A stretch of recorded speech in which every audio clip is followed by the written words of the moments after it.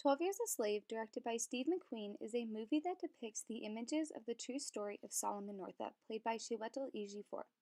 He was a free black man that was kidnapped into slavery from Saratoga, New York in 1841.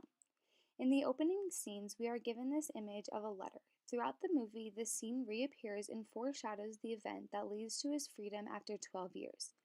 Through the process of him being sold to a plantation, he is humiliated and physically abused, but also receives some kindness from fellow slaves and slave owners. He eventually becomes the property of Mr. Edwin Epps, played by Michael Fassbender. In this scene, we see that Solomon Northup has been captured and put into shackles in the basement of a building.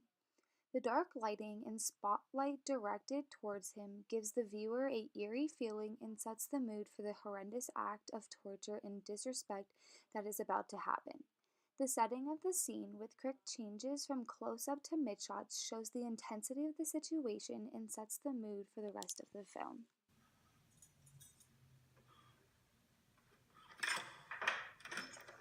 Well, boy, how you feel now?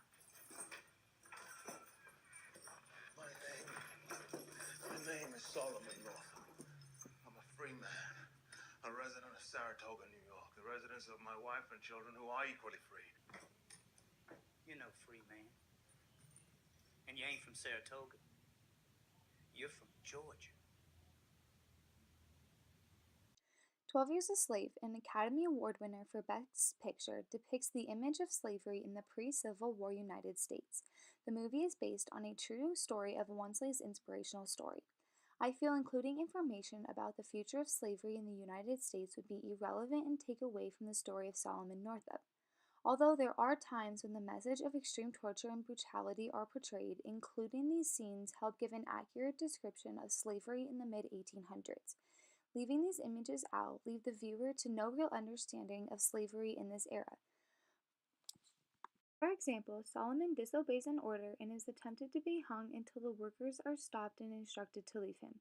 Others proceed to walk around and watch him. The time lapse that occurs shows the length of time that he suffered. The selective shots of his feet and up close to his face give a real sense of the pain and torture he is enduring. Once Solomon is auctioned off and being shipped to the plantation, he meets a fellow slave that gives him the advice to not show his knowledge and do exactly what he is told. If you want to survive, do and say as little as possible.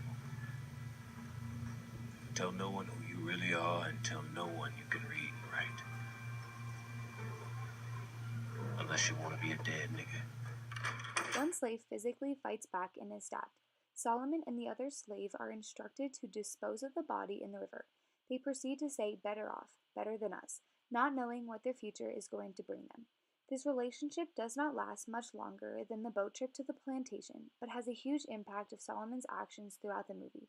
He is conscious to show his knowledge to the females as they ask to talk to him. Throughout the movie, the use of the N-word is used very lightly and at times can be seen as offensive. One of the slave plantation owners sings a song that can be perceived by the viewer as diminishing to the self-worth of the human.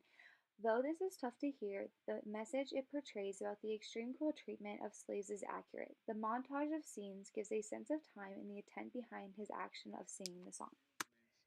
Throughout the movie, there is a clear depiction of his severe lifestyle for 12 years, but no climax that leads to the end outcome of the film. The symbol of the letter shows his knowledge towards being able to read and write, but also his personal connection to his friends and family in the North. While completing a task he was instructed to complete, a white abolitionist played by Brad Pitt comes and listens to him and his story. This man helps him send a letter to his family and friends in the North so they can help him to become a free man. Having Brad Pitt as the actor of the saving role in the movie was distracting and took away from the powerful turning point in the movie. I will write your letter, sir. If it brings you your freedom, it will be more than a pleasure. It will have been my duty. The film leaves the viewer in high spirits, knowing that he is reunited with his family and a free man. The high level of emotions is shown here just as in the rest of the film and really draws at the viewer's emotions.